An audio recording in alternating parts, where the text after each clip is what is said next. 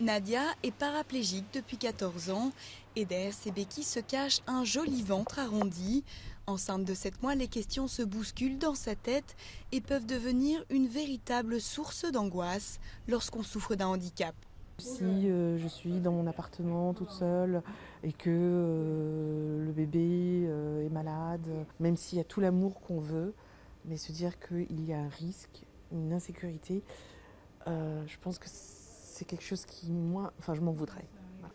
L'Institut Montsouris à Paris est le seul en France à proposer un suivi obstétrique pour femmes en situation de handicap. Béatrice, elle-même en chaise roulante à cause d'une maladie génétique, a créé le service en 2006.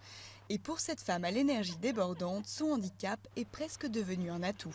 Je vais poser telle ou telle question, savoir par exemple si c'est une femme blessée médulaire, si elle se sonde, quel niveau lésionnel qu'elle est, si elle est spastique, si elle est flasque.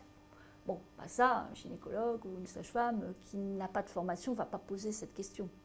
Mais le plus grand défi, c'est après la naissance. Salima est aveugle et mère de 2 enfants.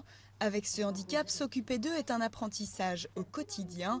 Mais à force de volonté, ses gestes sont devenus précis et identiques à ceux de toute autre maman. On a toujours un peu d'appréhension, qu'on ne le fasse pas bien, qu'on n'ait pas bien lavé partout.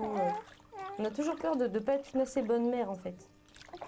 Elle a ses petites astuces pour chaque situation, comme ses pipettes avec encoche pour donner la bonne dose de médicaments, ce qui semble parfaitement convenir au petit Erwan.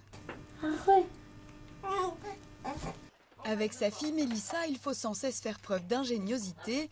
Les enfants, eux, s'adaptent tout naturellement.